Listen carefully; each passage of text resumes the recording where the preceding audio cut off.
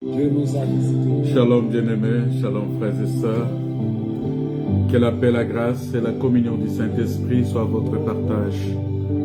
Que Dieu vous bénisse de partout où vous nous suivez et que Dieu vous soit très favorable. Prions le Seigneur, notre Père, Dieu Tout-Puissant. Nous te rendons des actions de grâce, nous bénissons ton nom parce que tu es merveilleux. Laisse que le Saint-Esprit puisse nous conduire, que le Saint-Esprit parle à nos cœurs, que le Saint-Esprit puisse nous remplir de sa puissance, de sa présence. Merci pour tout, en tout ce que tu es, tout ce que tu es pour nous, tout ce que tu fais pour nous. Que ton nom soit glorifié. Au nom de Jésus, notre Seigneur et Sauveur, nous disons gloire et louange à toi, Seigneur Jésus. Voici le temps nouveau. Chantons gloire à l'agneau. Nous recevons les Christ. C'est qui l'avait promis le sang d'esprit là. Oh, le Saint-Esprit est là. Le Saint-Esprit est là. La mort a disparu. Oh, Dieu donne le salut. Alléluia. Et sur le monde entier. Oh, le grand jour s'est levé. Les saints d'esprit est là. Dieu nous a visités.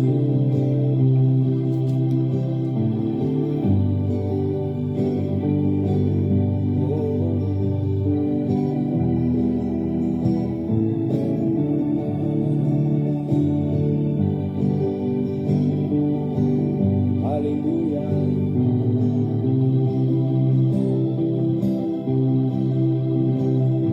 Le Saint-Esprit est là.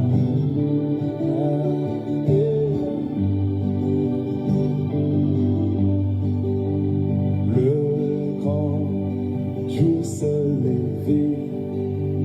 Dieu nous a visités. Voici le temps nouveau. Chantons gloire à l'agneau. Nous recevons des Christ.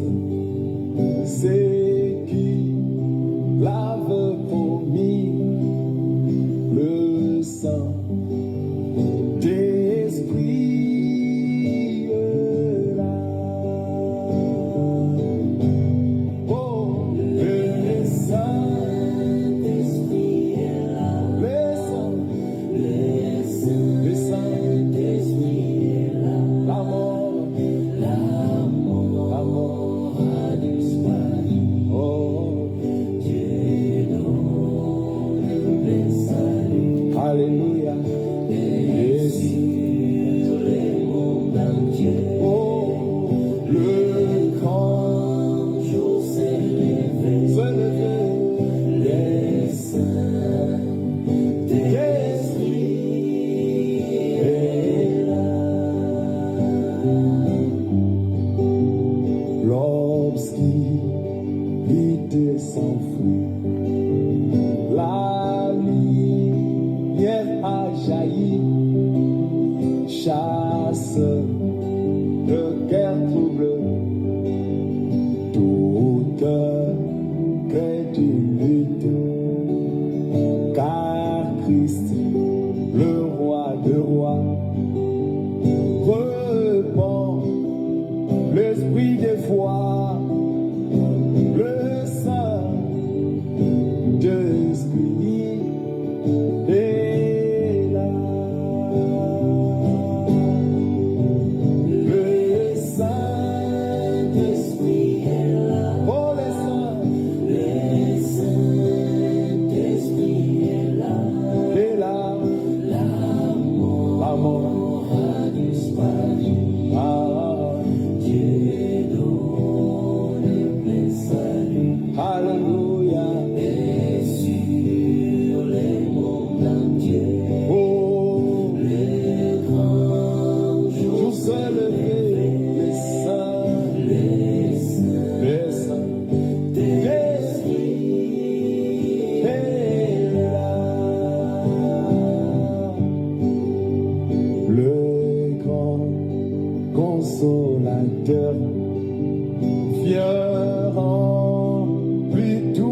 cœur, l'esprit de vérité nous met en liberté. Il ouvrait le prison, répand la guérison, le Saint-Esprit est là. Oh, les Saint-Esprit est là. Les Saint-Esprit est là. La mort a disparu.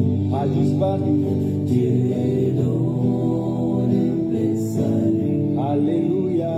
Et sur le monde entier, oh, le grand jour s'est levé. Le Saint-Esprit est là.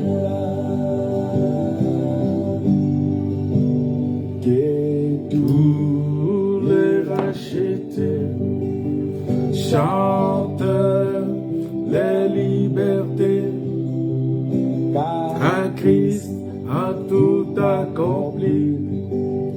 Il a donné l'esprit.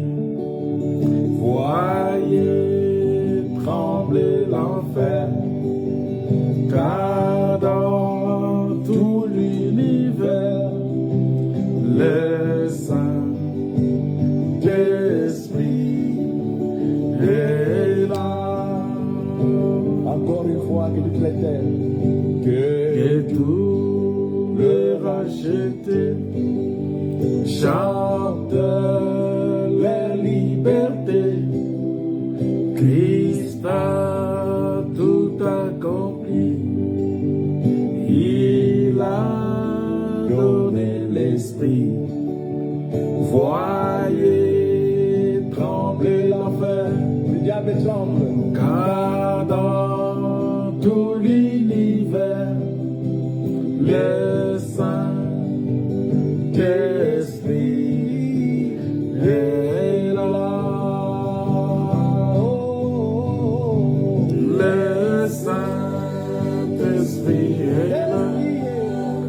Le Saint-Esprit est là. L'amour a disparu. Dieu donne Donne bien salut. Alléluia. Et sur le monde entier, Oh, le grand jour s'est levé. le Saint, Le Saint-Esprit est là. Nous bénissons le Seigneur, nous vous saluons dans le nom de Jésus-Christ et nous disons paix et grâce sur vous. Que Dieu vous bénisse, que Dieu vous comble vraiment de sa grâce, que Dieu vous soutienne parce qu'il est merveilleux, qu'il nous soutienne et qu'il nous accompagne parce que rien ne peut se faire si cela n'est permis de Dieu. Et si nous sommes là, en cet instant, si nous sommes là en cette circonstance, parce que Dieu nous aime, parce que Dieu, il est de notre côté, parce que Dieu, il est notre Seigneur. Et nous le bénissons pour cela. Nous le bénissons parce que il fait toutes choses bonnes pour nous. Et tout ce qu'il fait, il est fait pour notre bien. Voilà, bien-aimés, nous rendons grâce à Dieu pour ce moment qu'il il a permis encore que nous puissions nous retrouver dans ces cultes pour essayer d'écouter la parole de Dieu, pour écouter la parole de Dieu, mais surtout être dans sa présence, parce que c'est le plus grand, c'est ce qui est le plus important. Parce que souvent, nous avons tendance à vouloir seulement lui demander quelque chose, mais je pense que le mieux, c'est d'abord avoir accès à lui. Parce que si nous avons accès à lui, tout ce dont nous avons besoin nous sera donné sans problème. Mais si nous n'avons pas accès à lui, c'est là où ça va être très très difficile et très compliqué. Voilà pourquoi beaucoup de gens ne comprennent pas cette dynamique-là de dire, ben écoutez, avant toute chose, avant que je ne commence à demander des choses à Dieu, avant que je ne commence à réclamer à Dieu quelque chose, j'aimerais d'abord m'approcher de lui. Parce qu'il est écrit ceci, que tous ceux qui s'approchent de Dieu croient qu'il existe. Parce que celui qui s'approche de Dieu, c'est celui qui croit à ce Dieu-là. C'est celui qui croit que ce Dieu-là existe. Que celui qui croit que ce Dieu-là est le rémunérateur de ceux qui le cherchent. Parce que si tu ne t'approches pas de lui, ça sera difficile. Ça sera difficile pour que tu puisses comprendre la dynamique de sa force et de sa puissance. Il est écrit ceci, or sans la foi, il est impossible de lui être agréable. Car il faut que celui qui s'approche de Dieu croit que Dieu existe et qu'il est le rémunérateur de ceux qui le cherchent. Vous voyez? C'est-à-dire, la première étape d'abord, avant que le Seigneur puisse se rémunérer, que le Seigneur puisse te donner ce que ton cœur désire, que le Seigneur puisse pourvoir à tes besoins, la première étape, c'est d'abord s'approcher de lui. Mais pour s'approcher de lui, il faut que le chemin soit ouvert. Il faut qu'il y ait accès, que nous ayons accès à lui. Parce que si nous n'avons pas accès à lui, ça va être difficile pour nous de nous approcher de lui. Parce que c'est l'accès à lui, justement, qui nous permet d'accéder à tout ce qu'il a promis, tout ce qu'il nous a promis. C'est cet accès-là qui nous permet justement d'accéder à tout ça. Parce que si nous ne nous approchons pas de lui, et pour s'approcher de lui, il faut d'abord croire qu'il existe. Parce que si tu ne crois pas que Dieu existe, si tu ne crois pas que Dieu, le créateur des cieux et de la terre existe, ça te sera difficile de t'approcher de lui. Voilà. Alors, nous sommes en train de parler, nous sommes dans notre dernière phase, avant-dernière phase, justement, de l'enseignement que nous sommes en train de voir sur, justement, les paroles que Jésus-Christ a prononcées sur la croix. Et nous avons déjà suffisamment parlé sur pourquoi Jésus est allé à la croix. Parce que Jésus est allé à la croix pour nous sauver, pour faire de nous ses enfants, pour faire de nous ceux qu'il a connus d'avance, pour nous justifier et pour nous glorifier. C'est pour ça que Jésus est allé à la croix. Et vous savez que quand Jésus est parti à la croix, ce n'était pas quelque chose de facile. Il était capable de refuser d'aller à la croix. Il était capable de dire non, que je ne vais pas aller, mais il a accepté volontairement. Il a accepté d'aller à la croix, il a accepté de prendre notre place et de nous sauver. Et c'est quelque chose d'extraordinaire, c'est quelque chose de merveilleux. Alors, lorsque il a eu, parce que le mercredi, nous avons parlé de ça. Nous avons dit que lorsqu'il a fini de boire le vinaigre, Jésus a déclaré que tout est accompli. Tout est accompli. Ah ouais, tout est accompli. Tout est accompli parce qu'il a tout fini. Il a fini la mission pour laquelle il était venu. Il a fini. Il a terminé sa mission. Il a terminé sa course. Il est comme ce bon athlète-là qui a combattu selon les règles. La Bible dit qu'il est resté obéissant jusqu'à la mort. Obéissant jusqu'à la mort de la croix. Vous voyez?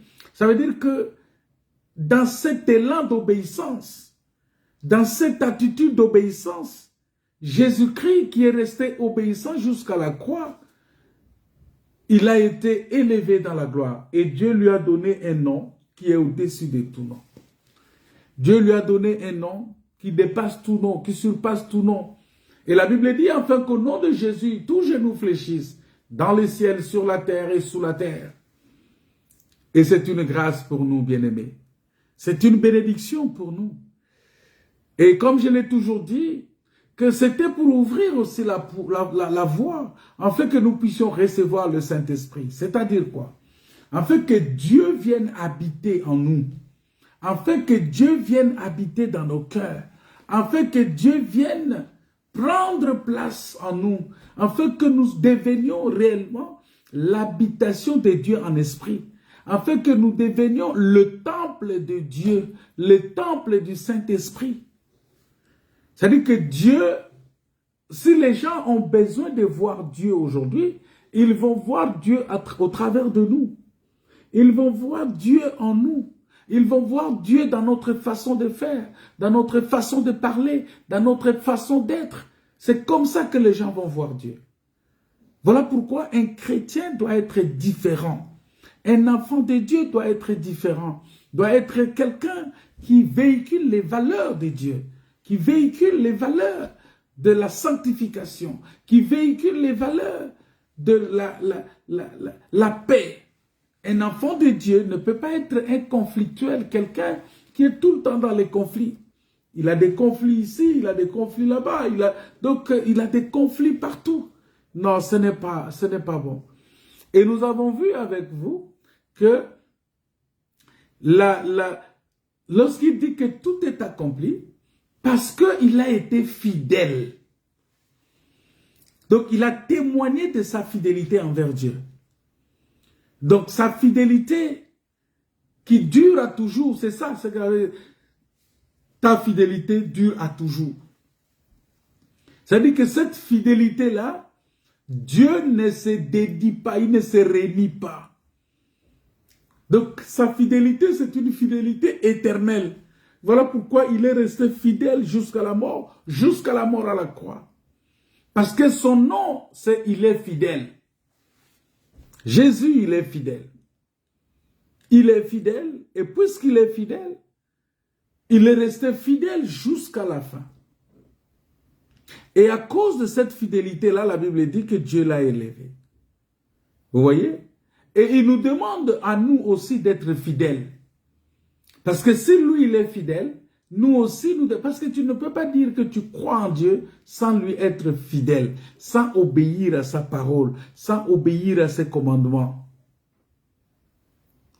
Voilà pourquoi nous allons prendre un exemple pour lequel on a parlé de ça hier avec les frères à l'église ici, à l'assemblée d'ici.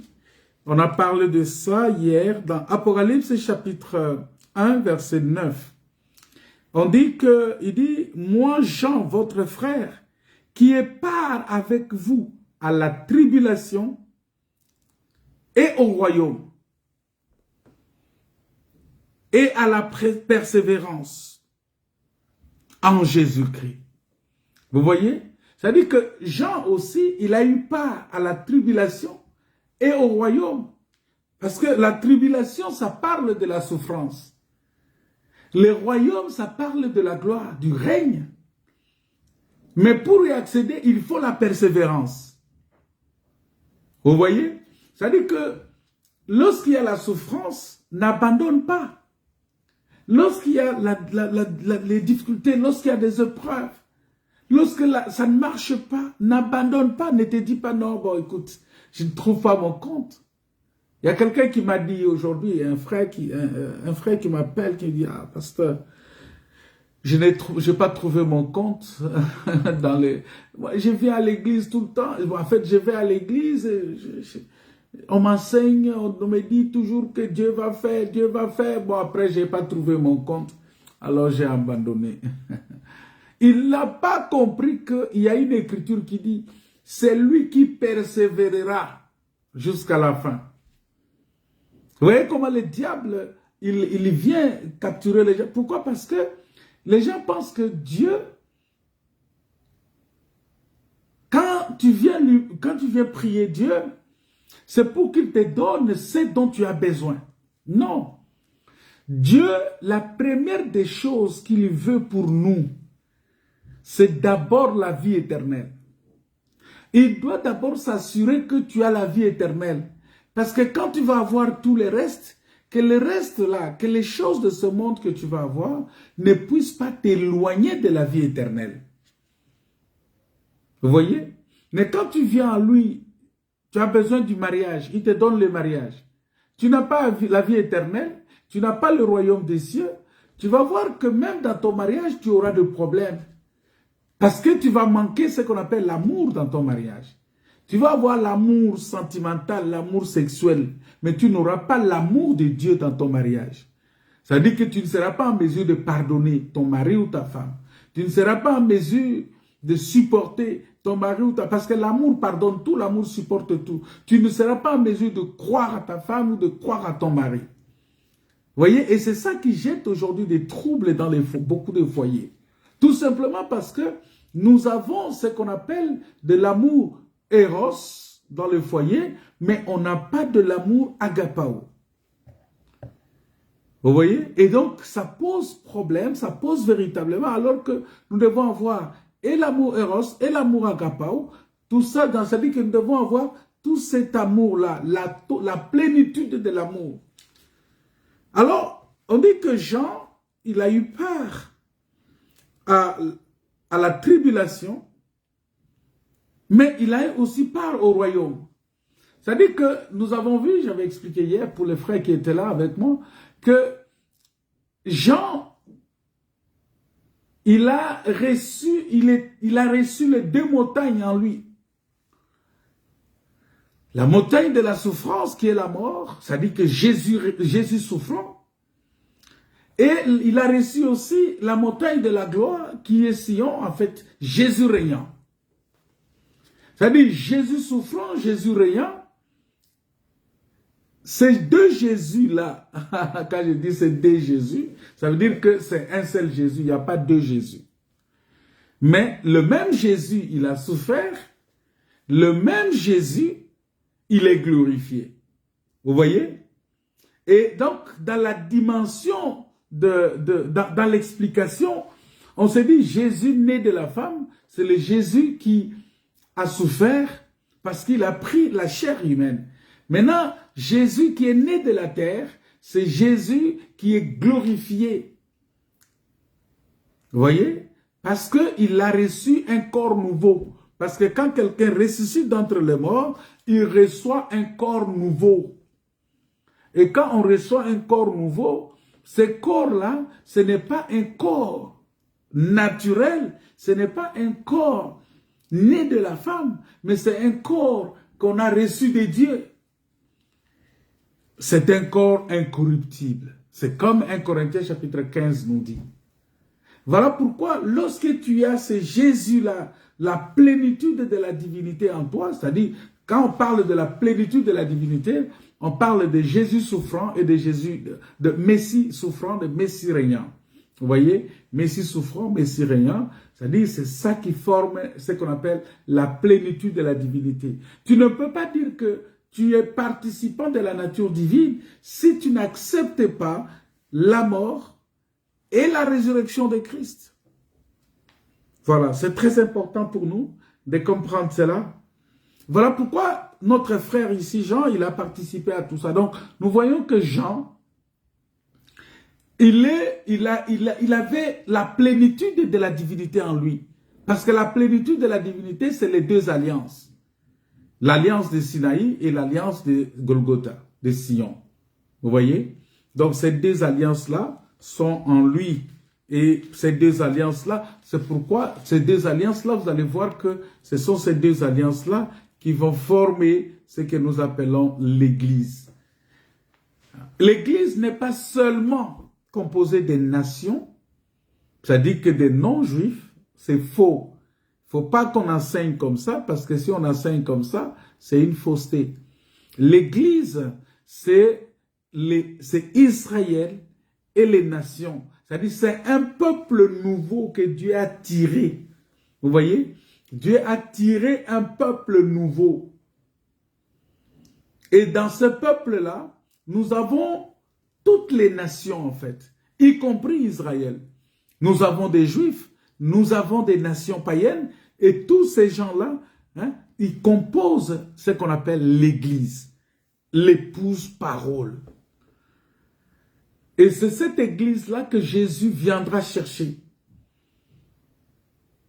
Et lorsque tu repars dans les mystères d'Israël, dans l'enseignement concernant Israël, tu vas voir que Israël, il va rester, il y aura un reste.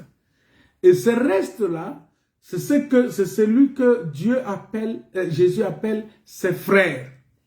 Et quand il reviendra, il descendra sur la terre, c'est pour venir les sauver, parce qu'ils reconnaîtront les messies qu'ils ont crucifiés, et en ce moment-là, ils se lamenteront, et Jésus les délivrera. Voyez? Donc, nous continuons avec cet enseignement sur tout est accompli. Il a dit tout est accompli, mais pourquoi tout est accompli? Parce que toutes les prophéties écrites à son sujet concernant sa première venue ont été accomplies. Toutes les prophéties, tout ce que Dieu, depuis Genèse, parce que la prophétie concernant la première venue de Christ, ça n'a pas commencé par Moïse seulement, non, ça a commencé depuis Genèse. Ça a commencé dans les jardins d'Éden. Ça a commencé avant même la création de l'homme. C'est avant la création de l'homme que la prophétie concernant Jésus-Christ, la première venue de Jésus-Christ, a été annoncée. Cette prophétie-là, c'est dans Genèse chapitre 1, verset 1, on te dit qu'au commencement, Dieu créa les cieux et la terre. La terre était informe et vide. Et Dieu dit que la lumière soit. C'est-à-dire, en disant que la lumière soit, la lumière vient entrer dans les ténèbres parce qu'il y avait des ténèbres partout. Alors, il fallait que la lumière vienne entrer dans ces ténèbres-là. Voilà pourquoi vous allez voir, lorsque Jésus va arriver, on va parler des habitants de Zaboulon et de Nephtali. Là, on dit, ce peuple-là qui était assis dans les ténèbres ont vu la lumière. Vous voyez, ce peuple qui est assis dans les ténèbres, qui a vu la lumière, c'est Genèse chapitre 1, verset 1, qui dit qu'il y avait des ténèbres sur toute la surface. Et Dieu dit que la lumière soit. Ça dit que quand Dieu envoie la lumière, il envoie la lumière dans les ténèbres. Et la lumière qui vient dans les ténèbres, c'est pour chasser les ténèbres. Mais cette lumière-là, c'était difficile pour que l'homme puisse accéder. Alors qu'est-ce que Dieu va faire? Il va prendre cette lumière-là, il va habiller ça le 4e jour. Pourquoi le 4e jour? Parce que dans les 3 premiers jours, c'était le temps de la loi des psaumes et des prophètes. Maintenant, le 4e jour, c'est le moment de la manifestation du soleil. C'est ça, cette lumière-là. C'est-à-dire, la lumière s'est habillée. Vous voyez, Dieu s'est caché dans le soleil. Et on l'appelle le soleil. Voilà pourquoi cette prophétie-là devrait aussi s'accomplir.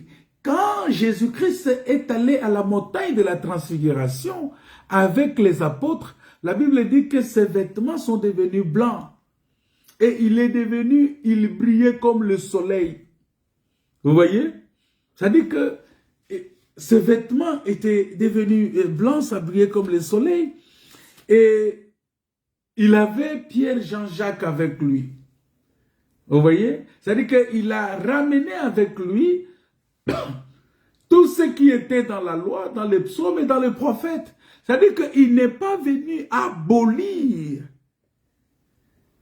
la loi, mais il est venu l'accomplir. Parce qu'il a dit dans Matthieu chapitre 5, verset 17, il dit, ne croyez pas que moi je suis venu abolir la loi ou le prophète. Je suis venu non pour abolir, mais pour accomplir. Donc Jésus, qu'est-ce qu'il fait? Il vient, Moïse vient, Élie vient avec lui dans la transfiguration. Et Pierre qui va lui dire, oh Seigneur, s'il est possible qu'on reste ici. Tout simplement parce que c'est là où on a vu l'accomplissement de la loi et des prophètes. L'accomplissement de la loi et des prophètes. C'est-à-dire ce qui était l'ombre des choses est devenu réalité.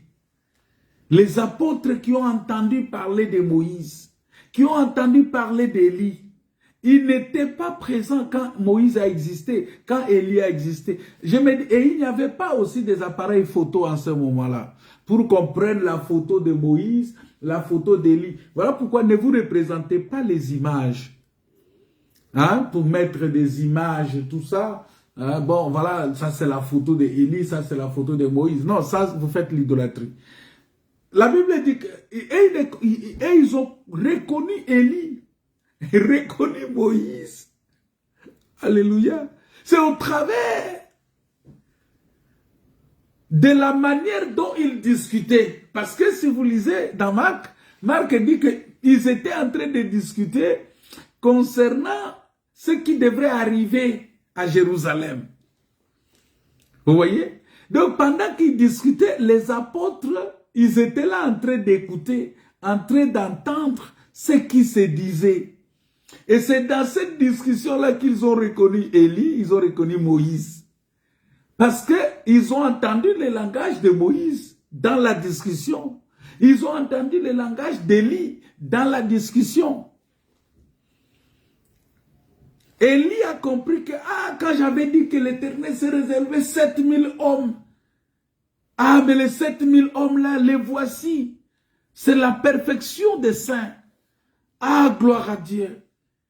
Élie et Moïse qui disaient, j'avais prophétisé que l'Éternel, votre Dieu, suscitera du milieu de vous un prophète comme moi. Mais ce prophète-là, il est là. Vous voyez?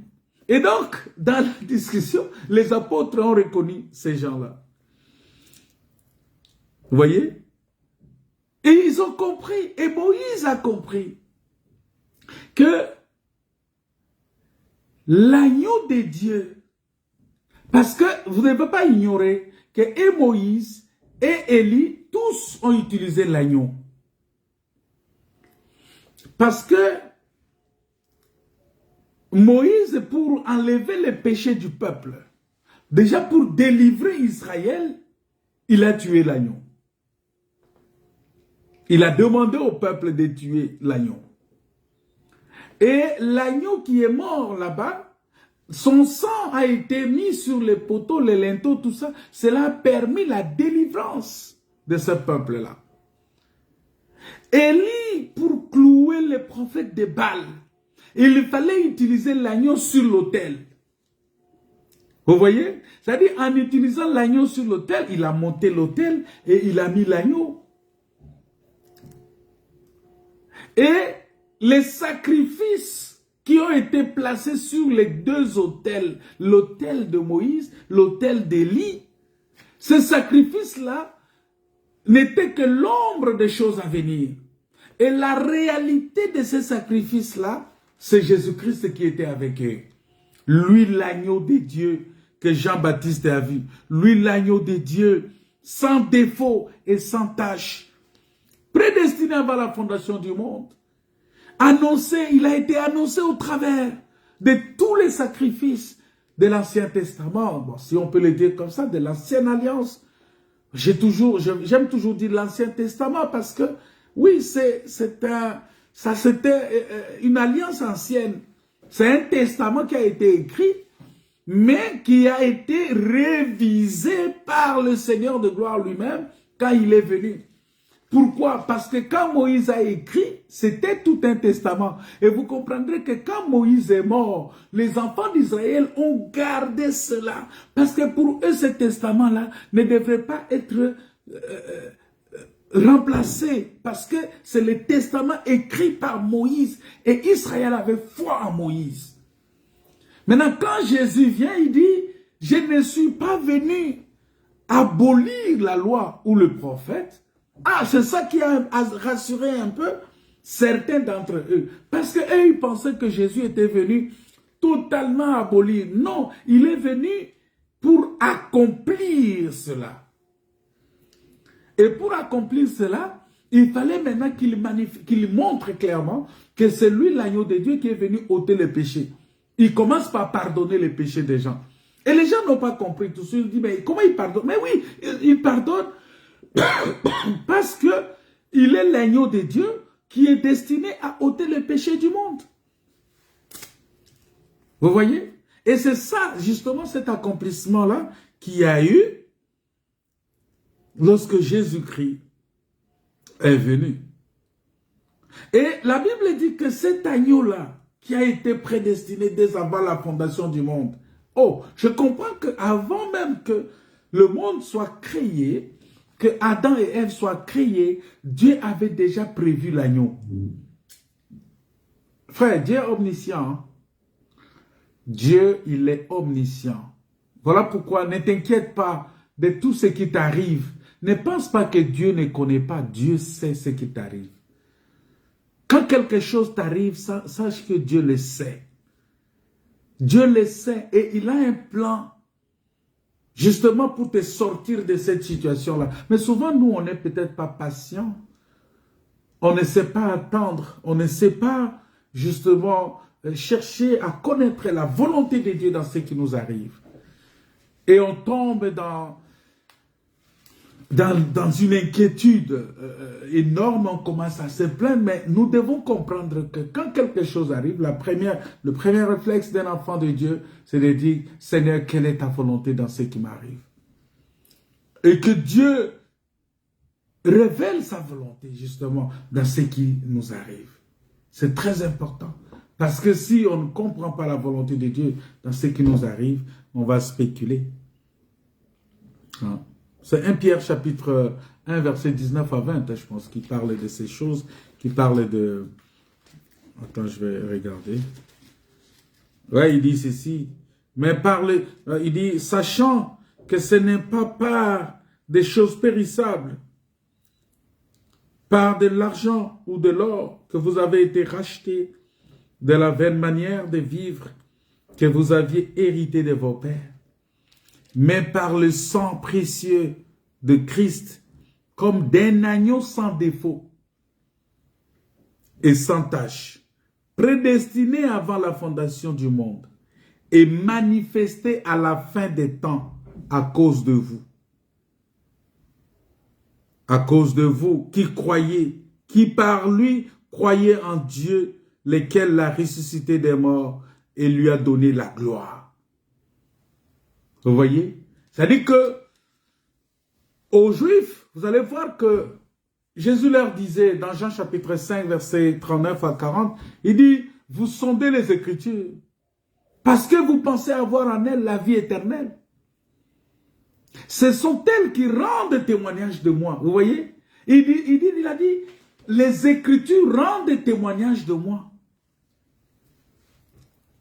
C'est-à-dire que pour avoir les témoignages de Christ, pour connaître Christ, pour comprendre Christ, il faut sonder les Écritures. Mais lorsqu'on sonde les Écritures et qu'on retrouve les témoignages, mais venons à Dieu pour avoir la vie. Mais par contre, pour les Juifs, ils ont sondé les Écritures pour chercher la vie éternelle dans les Écritures. Mais ils ne savaient pas que Jésus qui était venu là, c'était lui la vie éternelle, que eux ils étaient en train de sonder, de rechercher dans les Écritures. C'est ce que la Bible a dit dans Pierre, que les prophètes ont prophétisé. C'est les prophètes qui ont prophétisé, ils ont fait, hein, verset 10, 1 Pierre 1, verset 10, il dit, les prophètes qui ont prophétisé touchant la grâce qui vous était réservée, ont fait de ces saluts l'objet de leurs recherches et de leur investigation. Vous voyez, c'est ça, ils sondaient les Écritures, ils ont fait des recherches, ils ont fait des investigations pour justement chercher à trouver le salut dans les Écritures. Mais ils ont ignoré que le salut là, c'était tout un homme qui est venu, c'est Jésus-Christ. C'est lui le salut. On dit, voulant sonder l'époque et les circonstances marquées par l'Esprit de Christ qui était en eux et qui attestait d'avance les souffrances de Christ et la gloire dont elles seraient suivies. Il leur fut révélé que ce n'était pas pour eux-mêmes, mais pour vous, qu'ils étaient seulement les dispensateurs de ces choses, que vous ont annoncé maintenant ceux qui vous ont prêché l'évangile par le Saint-Esprit envoyé du ciel, dans lequel les anges désirent plonger leur regard. Oh, même les anges ont besoin de plonger leur regard dans ce salut qui nous est accordé.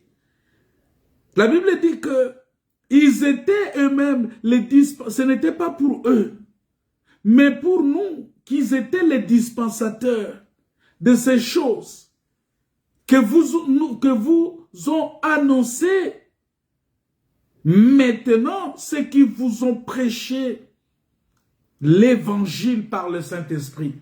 Qui nous ont prêché l'évangile par le Saint-Esprit? Ce sont les apôtres. C'est-à-dire, vous voyez, la Bible dit qu'eux, ils étaient seulement les dispensateurs de ces choses. Mais ce salut, c'est pour vous dire que les saluts, pour avoir cela, il faut écouter ceux qui nous prêchent l'évangile par le Saint-Esprit.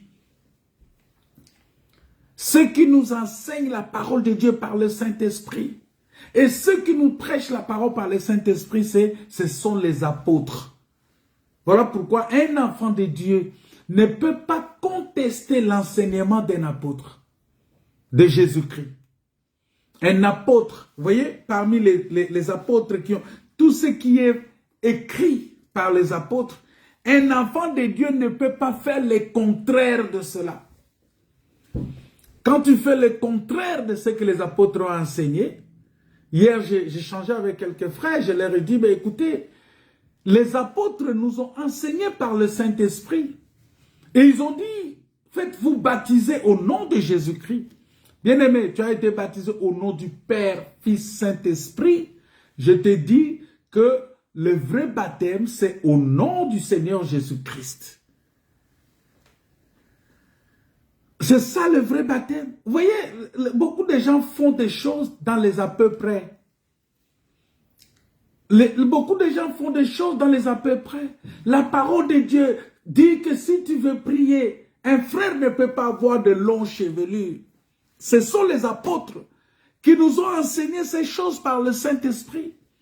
La parole de Dieu dit que la femme pour prier doit se couvrir la tête.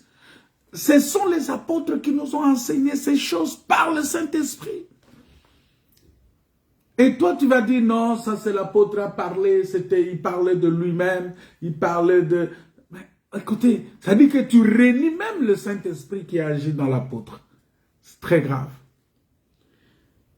Ce sont les apôtres, par le Saint-Esprit, qui nous ont enseigné que je ne permets pas à la femme d'enseigner ni de prendre l'autorité sur l'homme. Toi, tu vas dire, non, écoutez, ça c'était Paul qui parlait. Voilà pourquoi moi je dis aux gens, je préfère même être à 2, 3, 4, 5, 6, 7, 8, 9, 10, 50, 60, 40, pourquoi pas, peut-être 100, peut-être plus, des personnes qui sont fidèles aux enseignements donnés par le Saint-Esprit, par les apôtres, donnés, prêchés par les apôtres, par le Saint-Esprit, qui nous ont enseigné par le Saint-Esprit.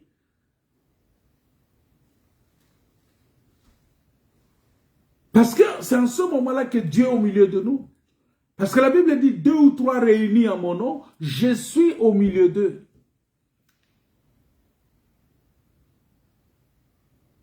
C'est ça l'église. L'église, c'est lorsque 2 ou 3 se réunissent et que Dieu est au milieu. Mais la Bible dit, 2 personnes ne peuvent pas se mettre ensemble sans en être convenus. Or, nous devons nous convenir par rapport à l'enseignement qui nous a été donné. Par rapport à l'enseignement des apôtres, par rapport à l'enseignement de la parole de Dieu. Alors Jésus vient, il dit, tout est accompli. Tout est accompli parce que vous allez comprendre que Toute la parole de Dieu, bien-aimé, est centrée sur la personne. Mais non pas seulement sur la personne, mais sur l'œuvre du Seigneur Jésus-Christ sur la croix. Et vous allez remarquer qu'il y a une harmonie parfaite entre Christ et sa parole. Parce que Christ, c'est la parole faite chair. Et la Bible dit au commencement était la parole était avec Dieu, la parole était Dieu. Et cette parole s'est faite chair. Donc cette parole Dieu qui s'est faite chair, c'est Jésus-Christ parmi nous. Voilà pourquoi il y a un vieux Siméon, le vieux Siméon, oh mon papa Siméon, qui croyait et attendait la consolation d'Israël. Il était là, il entendait. Parce qu'Israël, selon Ésaïe 41, je pense, il dit, consolez, consolez mon peuple. Dis-lui, parle au cœur de Jérusalem et dis-lui que son iniquité est expiée, qu'il a reçu de la main de l'Éternel au double de ses péchés.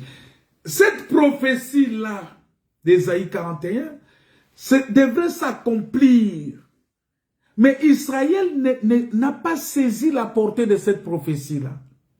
Et nous remarquons que Siméon, qui était dans le temple, qui attendait, il attendait voir le Messie. Il dit, mais je ne mourrai pas jusqu'à ce que je voie le Messie.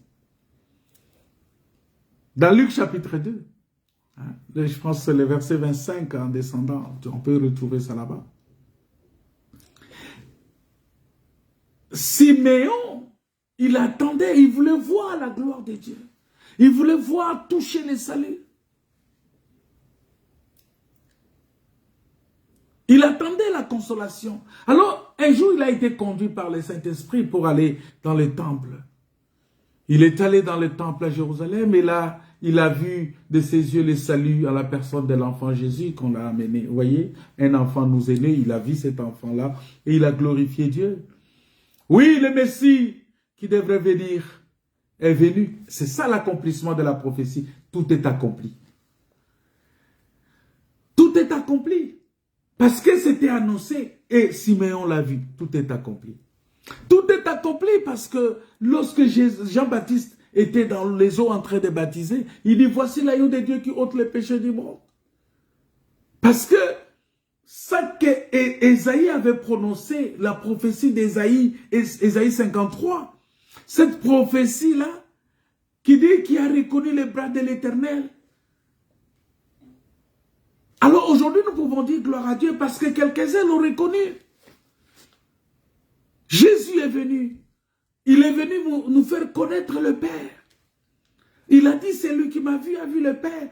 Israël était seulement dans la recherche du Père. Tout le monde était en train de chercher le Père. Il est venu montrer, il est venu ouvrir le chemin qui mène vers le ciel. Parce qu'il a dit, personne n'est monté au ciel si ce n'est celui qui est descendu. Ah, nous comprenons par là que même les Abraham, les Isaac, tout ce monde-là, même les Jean-Baptiste, tout ce monde-là, personne n'est monté au ciel. Personne n'est monté au ciel. Voilà pourquoi on dit les morts en Christ ressusciteront. C'est-à-dire que quand tu meurs maintenant en Christ, tu vas dans le sein d'Abraham, c'est-à-dire dans un lieu de repos, en attendant la résurrection des morts. Personne. Et c'est en ce moment-là que nous serons tous enlevés pour aller à la rencontre du Seigneur dans les cieux. Il est venu, Jésus est venu. Il est venu ouvrir les ciels pour nous. Parce que Jésus a dit, personne n'est monté au ciel si ce n'est celui qui est descendu. Oui, les gens peuvent me poser la question, mais alors Élie, on l'a vu enlevé comme ça. Il est allé où? Il est allé où? Si vous lisez la Bible, vous allez voir que les fils des prophètes sont allés les chercher dans la vallée et dans les montagnes. Parce que c'est comme Moïse aussi. Il est mort dans les montagnes, sur la montagne. Mais son corps, personne n'a vu on ne sait pas qui a enterré Moïse. Parce que la Bible dit dans Jude qu'on a disputé son corps. L'ange de Dieu et le diable, ils ont disputé le corps de Moïse. Le diable voulait récupérer le corps de Moïse pour revenir avec ça, tromper les enfants d'Israël. Parce que vous devez comprendre que Dieu enlève les gens comme ça pour les garder quelque part. Parce qu'il ne voulait pas que le corps, parce que si le corps d'Élie était resté, regardez, Élisée qui dit, mon père, char d'Israël. Élie avait une dimension de la divinité. Et pour éviter que son corps reste parmi le peuple allait l'adorer comme Dieu. On allait faire de ça, on allait faire de ce corps-là un monument d'adoration.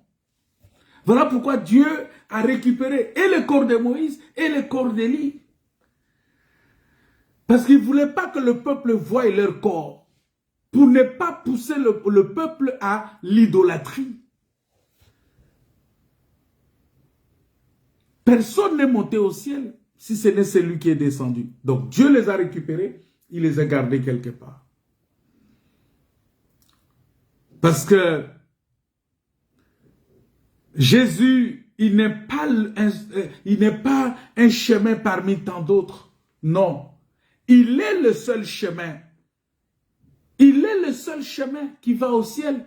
Et il fallait par sa mort, pour que le chemin soit ouvert, c'est-à-dire que le rideau du temple se déchire du haut jusqu'en bas, pour ouvrir le chemin. C'est-à-dire ça, le chemin du ciel, le chemin vers Dieu, le chemin pour accéder, le chemin qui mène au ciel, qui a été fermé par le péché. Lorsque Jésus vient faire l'expiation de péché sur la croix, vous allez voir que pendant ce temps-là, quand Jésus dit que tout est accompli, on voit que le voile du temple est déchiré. C'est-à-dire, il a dit, c'est fini, l'iniquité est expiée, maintenant, le chemin du ciel est ouvert. Allez, il déchire les rideaux. Que voilà, vous avez maintenant, c'est comme Hébreu nous dit, nous avons maintenant le libre accès au sanctuaire. Nous pouvons maintenant accéder facilement au sanctuaire de Dieu. Nous pouvons maintenant facilement accéder dans la gloire de Dieu. Nous pouvons maintenant facilement accéder à la révélation de Dieu, à la révélation de sa parole.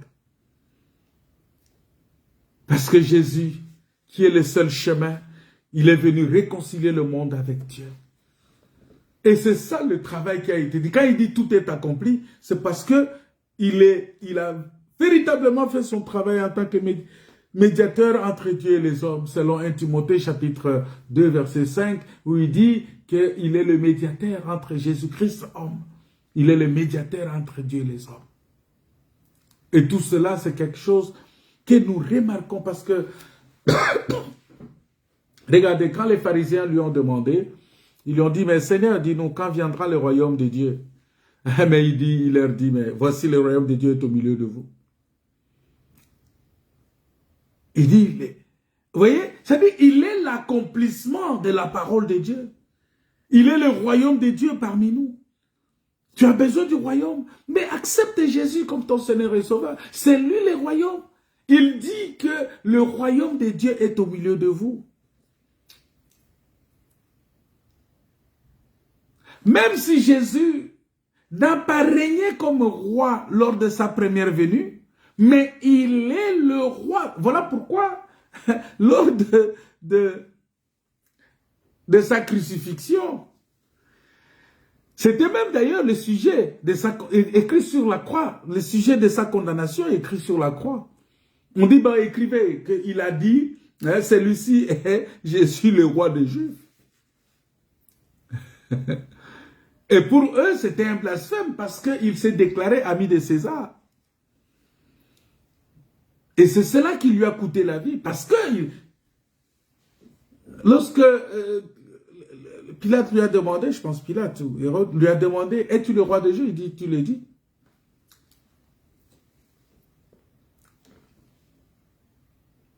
Bien-aimé, tout est accompli. Ici, je suis en train d'énumérer seulement ces éléments pour montrer comment le tout est accompli de Dieu s'est accompli. Parce que Jésus, il est venu délivrer les captifs de Satan, du péché et de la mort, afin de les introduire dans son royaume.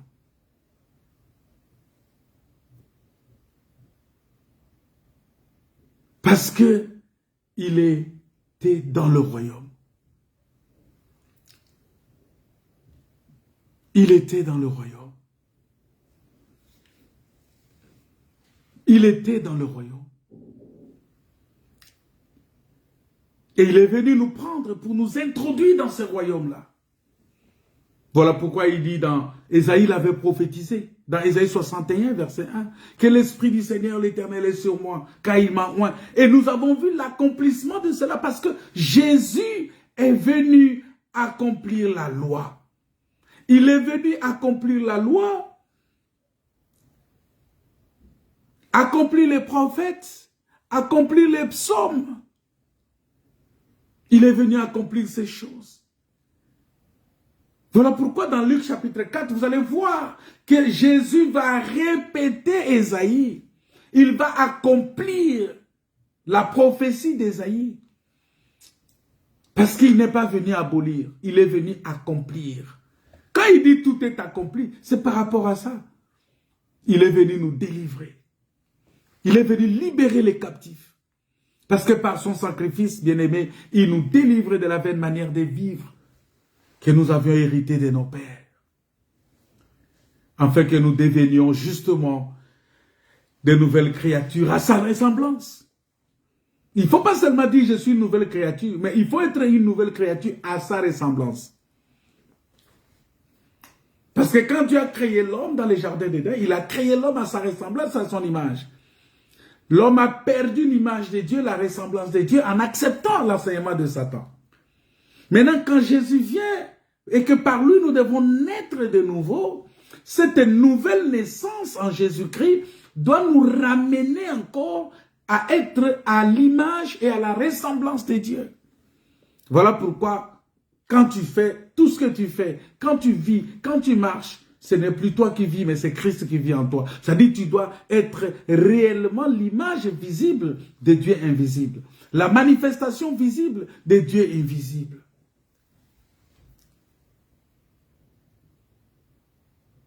Et c'est ça l'accomplissement. Qui dit que l'expiation a été faite. Jésus a vaincu le péché, il a vaincu les tentations, il a vaincu les puissances des ténèbres. Il a vaincu toutes ces choses-là. Il a vaincu les autorités. Il a vaincu la mort. Par sa résurrection. Alléluia. Selon Colossiens chapitre 2, verset 15. Et c'est ça, c'est ce que j'avais expliqué dans la journée pour les frères qui étaient avec nous en prière. J'ai expliqué que lorsque Israël a contesté contre l'Éternel à Massa Meriba, à Rephidim, Amalek a profité, parce que Amalek ici est l'image de Satan. Amalek voulait profiter de cette faiblesse d'Israël pour dire, bon, comme Israël est dans cette posture-là, je vais aller le combattre et je vais le vaincre. Mais ce que Amalek ne savait pas, c'est que la force d'Israël était dans la verge que Moïse avait dans sa main. Et lui, lorsque Moïse va sur la montagne, c'est Dieu élevé dans la gloire, c'est Dieu sur la montagne, parce que Moïse est l'image de Christ. Et lorsqu'il se retrouve sur la montagne, ça parle de la présence de Dieu. Parce que sur la montagne, dans la parole de Dieu, le sommet de la montagne nous parle du ciel. C'est-à-dire que, en quelque sorte, nous comprenons que Moïse était au ciel. C'est comme ça que nous disons que le véritable Moïse qui est au ciel aujourd'hui, c'est Jésus-Christ qui est debout comme sacrificateur. Vous voyez, il est allé sur la montagne avec Aaron et Our. Aaron qui est le sacrificateur, Our qui est la lumière, qui explique la lumière. Et donc quand Moïse est parti, ça veut dire quoi? Il est allé faire l'œuvre de sacrificateur, mais dans la lumière. Voilà pourquoi j'ai dit que Aaron, Our et Moïse, les trois, forment une seule personne. Dieu ne voyait pas tous ces gens-là. Dieu voyait seulement Moïse et sa verge. Moïse et son bâton. Vous voyez? Et donc, Jésus-Christ aujourd'hui dans la gloire, il est le sacrificateur. Il est le souverain sacrificateur, comme Aaron. Vous voyez? Il explique à Aaron dans la gloire, dans les ciels, auprès du... C'est ce que la Bible nous dit. Qu'il est... le frère Étienne, Stéphane, lorsque on l'a lapidé, la Bible dit, il a vu les ciels ouverts et Jésus debout à la droite du Père. Vous voyez? C'est-à-dire que en train de faire l'œuvre des sacrificateurs, parce que quand on dit Jésus debout, il est sacrificateur. Jésus assis, il est roi. Vous voyez? Jésus debout, il est sacrificateur.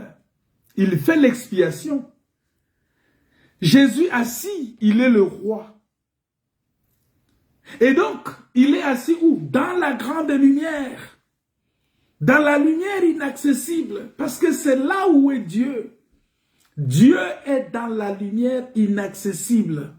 C'est ça, Our, dans l'ancienne alliance. Vous voyez? Et donc, dans cette dimension-là, Jésus-Christ, il fait l'œuvre là de... C'est lui qui combat. Voilà, notre combat sur la terre. Nous sommes que des troupes au sol, comme Josué était, il conduisait les troupes au sol pour combattre contre Amalek. Mais la victoire de Josué dépendait de Moïse, de l'attitude de Moïse sur la montagne. Lorsque Moïse baisse les bras, Israël est vaincu. Lorsque Moïse élève les bras, les mains, Israël est vainqueur. Et puisque notre Seigneur est vivant, c'est-à-dire que les mains levées de Moïse marquent la vie de Moïse, marquent que Moïse est vivant. Et c'est ça, Jésus-Christ, tant qu'il est vivant, toi et moi, nous sommes vainqueurs. Nous sommes plus que vainqueurs. Voilà pourquoi il dit que, Paul dit dans Romains, que nous sommes plus que vainqueurs par celui qui nous a aimés. Et donc, le diable aujourd'hui, il est là, on est en train de l'affronter dans toutes les prières que nous faisons. Ah, au nom de Jésus, au nom de Jésus. Tout c'est au nom de Jésus là. C'est-à-dire que nous demandons seulement que la main du Seigneur reste debout. Et c'est cela qui nous amène aujourd'hui à la délivrance. C'est cela. Vous voyez que la parole de Dieu démontre que voilà pourquoi un enfant de Dieu, il ne peut pas, il doit persévérer dans la prière. Parce que dans la prière, pendant que tu pries, c'est-à-dire tu es en train de mener le combat au sol, le Seigneur Jésus-Christ dans le ciel, il dit, il est en train aussi de présenter sa victoire. Et quand il présente sa victoire, c'est sa victoire qui est notre victoire. Voilà pourquoi nous avons la victoire. La Bible dit que sur la croix, il a porté toutes nos maladies, tous nos péchés. Il a porté tous nos péchés, y compris les conséquences du péché. Voilà pourquoi ceux qui vous enseignent que non, tu as confessé le péché, tu es pardonné, mais les conséquences du péché vont te poursuivre. Non! Lorsque tu acceptes Jésus, tu confesses Jésus-Christ, tu déclares Jésus, tu confesses Jésus de ta bouche, tu l'acceptes comme ton Seigneur et Sauveur, tes péchés sont pardonnés, y compris les conséquences de ces péchés-là. Dieu les a ôtés. Aujourd'hui, tu peux rappeler seulement à Dieu, à Jésus-Christ, Seigneur, tu as porté mes maladies sur la croix. Tu as porté toute la malédiction. C'est pourquoi la Bible dit, il n'y a plus de condamnation pour ceux qui sont en Christ. Donc si tu es en Christ, il n'y a plus de condamnation. Parce que l'œuvre que Jésus a faite sur la croix, c'était laquelle? Selon Colossiens chapitre 2, verset 14, la Bible dit qu'il a effacé l'acte dont les ordonnances nous condamnaient. C'est-à-dire, pendant ce temps-là, quand il dit tout est accompli, c'est-à-dire il a effacé l'acte dont les ordonnances nous condamnaient. C'est quelque chose d'extraordinaire, frère. C'est quelque chose de merveilleux pour les enfants de Dieu. La Bible dit, il a effacé l'acte dont les ordonnances nous condamnaient et qui subsistait contre nous. Et il l'a détruit en les clouant à la croix. Oh, je bénis le Seigneur, parce que le Seigneur, en les clouant à la croix, lorsqu'il a été cloué sur la croix, il a été cloué avec les actes dont les ordonnances nous condamnaient. Il a été cloué avec nos malédictions. Il a été cloué avec nos maladies. Il a été cloué avec tous nos problèmes. Il a été cloué avec nos difficultés. Il a été cloué avec nos péchés. Il a payé le prix total pour notre salut. Par sa vie entière qu'il a livrée. Il a payé le prix total. Il n'y a pas un autre prix qui reste que nous allons payer. Voilà pourquoi ceux qui enseignent qu'il faut amener les sacrifices sur l'autel pour tes péchés, mais ce sont des arnaqueurs.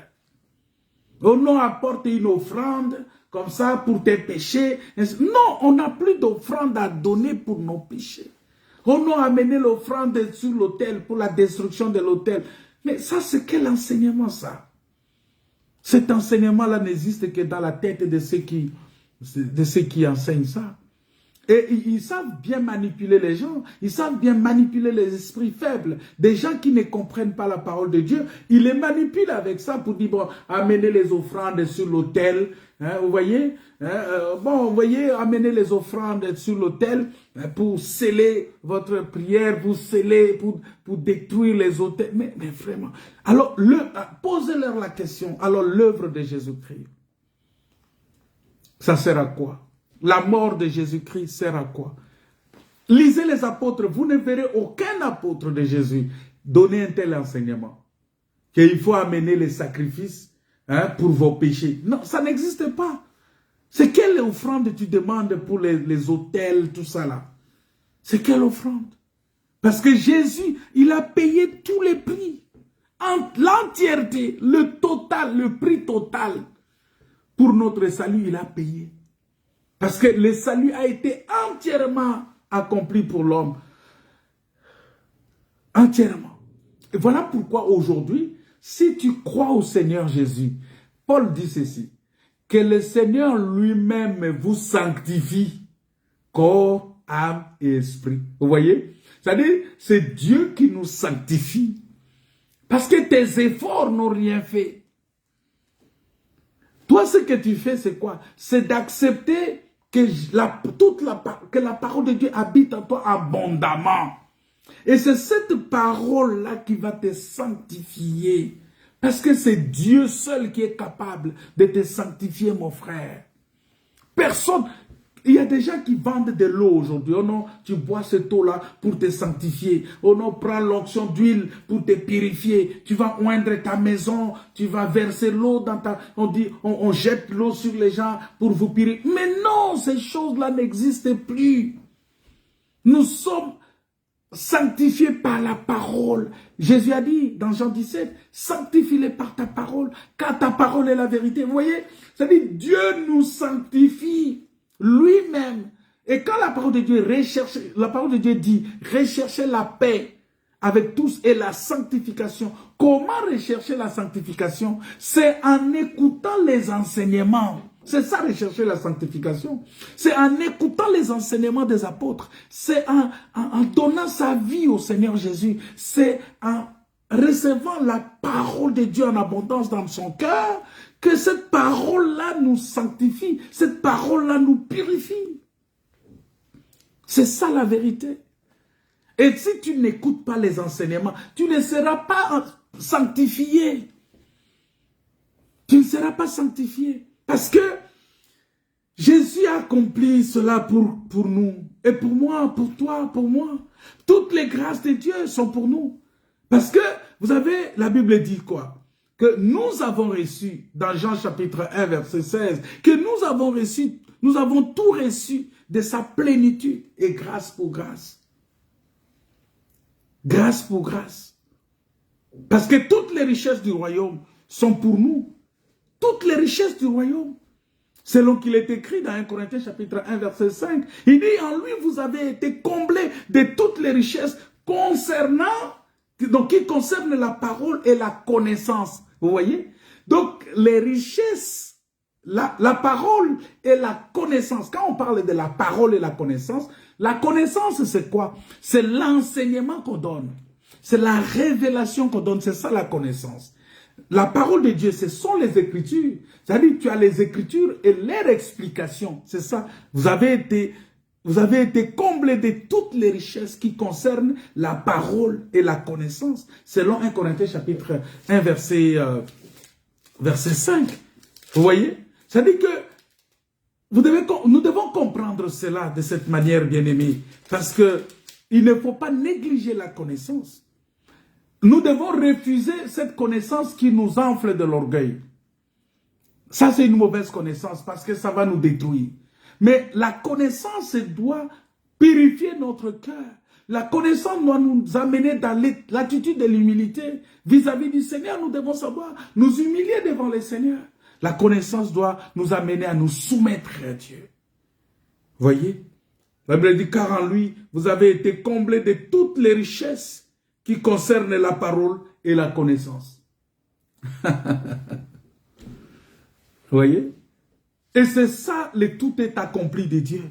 Nous sommes comblés de la connaissance et de la richesse. C'est ça, c'est par la connaissance, c'est par la parole et la connaissance que lorsque nous avons la parole et la connaissance, nous avons la sanctification. Nous avons la sanctification. Parce que dans 2 Corinthiens chapitre 8, il est dit, car vous connaissez la grâce de notre Seigneur Jésus-Christ, qui par vous s'est fait pauvre, des riches qu'il était, afin que par sa pauvreté, vous fussiez enrichis. Bien-aimés dans le Seigneur, tout est à nous. Et nous sommes à Christ. Et pour ce qui concerne toutes les promesses de Dieu, nous avons la grâce que cette parole s'est accomplie. Parce que le tout est accompli. La mort n'a pu le retenir. Il a vaincu la mort. Lui, la résurrection. C'est très important pour nous. C'est très fondamental pour nous. Il a vaincu la mort. Il a vaincu le péché. Il a vaincu toutes ces choses. La Bible dit qu'il est ressuscité. Et sa résurrection, bien-aimée, est la preuve que tout, alors tout, a été accompli par son sacrifice. Tout a été accompli par son sacrifice. Tout a été accompli par son sacrifice. Parce que nous avons un sauveur vivant. Il a été glorifié au ciel. Parce que la Bible dit, il a reçu un nom qui est au-dessus de tout nom. Dans le ciel. La Bible dit, la parole de Dieu dit que au nom de Jésus, enfin qu'au nom de Jésus, tout genou fléchit dans le ciel, sur la terre, sous la terre. Aujourd'hui, nous sommes les bienheureux parce que nous avons un sauveur vivant. C'est lui, Jésus. C'est lui qui jugera le monde parce qu'il a tout accompli pour le salut de chacun. Mais que le monde ne l'a pas cru, le monde ne l'a pas reçu. C'est à cause de cela qu'il jugera le monde. Parce que les gens vont dire, mais Seigneur, non, mais vous savez que tout était accompli. J'avais payé tout. Le voile du temple s'est déchiré, afin de montrer que le chemin est ouvert à tous pour aller à Dieu, pour aller au Père. C'est pourquoi, bien-aimés dans le Seigneur, il est écrit que vous avez tout pleinement en Jésus-Christ, qui est le chef de toute domination et de toute autorité.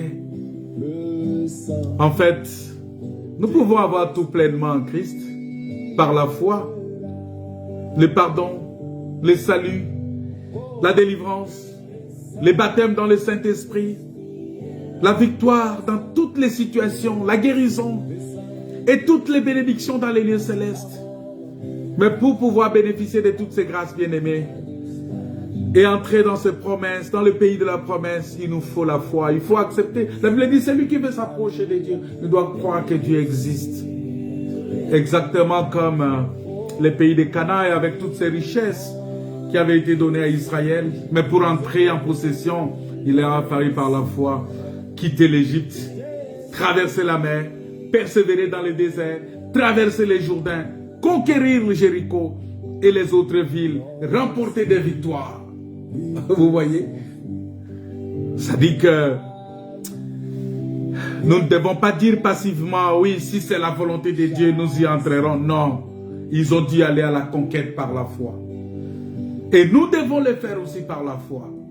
La Bible dit, les royaumes des dieux, des cieux, ce sont les violents qui s'en accaparent. Ce ne sont pas les violents physiques, mais les violents par la foi, ceux qui vont par la foi, ceux qui entrent par la foi, ceux qui disent que nous devons y entrer par la foi. C'est très important. Il est important pour nous de même aujourd'hui, bien-aimés. Jésus-Christ a tout accompli sur la croix. Il a tout accompli sur la croix afin de nous permettre d'entrer dans un héritage glorieux. Et cela, c'est la parole de Dieu que nous annonçons. Que Dieu vous bénisse. Que Dieu vous comble de sa grâce. Que Dieu vous remplisse de sa grâce. Bien-aimés, ne nous laissons pas emprisonner, écrasés par les circonstances. Ne nous laissons pas emprisonnés ou écrasés par les circonstances. Les circonstances, le maître des temps et des circonstances, c'est Dieu. C'est Dieu qui est le maître des temps et des circonstances. Que Dieu vous bénisse. Que Dieu vous comble de sa grâce. Seigneur notre Père, étant tes saintes mains de grâce, manifeste ta puissance et ta gloire parce que tu es Dieu. Parce que tu es Seigneur. Parce que tu es le roi des rois. Parce que tu es le Tout-Puissant. Bénis tout un chacun de nous. Bénis les frères et sœurs.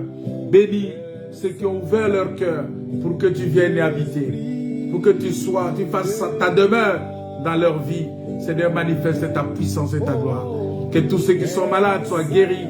Seigneur, que tu touches les cœurs, que tu touches les vies, que tu touches les âmes. Au nom de Jésus. Au nom de Jésus. Au nom de Jésus. Au nom de Jésus.